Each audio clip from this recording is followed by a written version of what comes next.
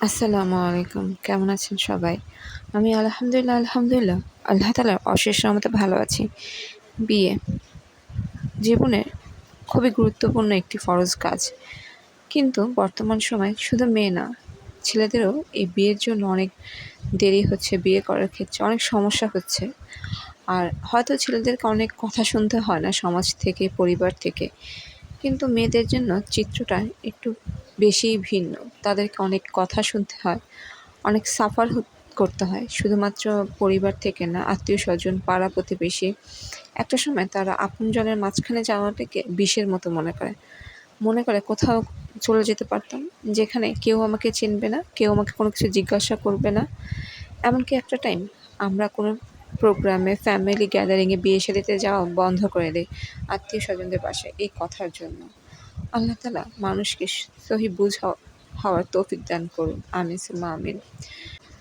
যদি কোনো ছেলে বা মেয়ে যারা বিবাহ উপযোগ্য, বড়, কিন্তু কোনো বিয়ের প্রস্তাব আসে না বা আসলেও বিয়ে হয় না, তাহলে অথবা ওই মেয়ে বা ছেলে অথবা তার বাবা-মা বা যেকোনো অভিভাবক শুক্রবার জুমার নামাজের পর ২ রাকাত নামাজ আদায় করে ২১ বার সূরা মুজাম্মিল পড়ে চোখে পানি ছেড়ে দোয়া করবেন। আশাবাদী খুব শীঘ্রই ৭ দিনের মধ্যে বিয়ের ফয়সালা হবে ইনশাল্লাহ, ইনশাল্লাহ, ইনশাল্লাহ। আল্লাহর উপর আমলই করেন না কেন, আল্লাহ তাআলার উপরে পরিপূর্ণ বিশ্বাস, ইখলাস, তাওয়াক্কুল রেখে আমল করবেন। বিশ্বাস করেন মনে আর নিজের আন্তরিকতা দিয়ে পূর্ণ মনোযোগ দিয়ে দোয়া করবেন। ইনশাল্লাহ আপনার দোয়া কবুল হবেই হবে। মহান রব্বুল আলামিনের কাছে নিজের মনের মতো করে দোয়া করবেন।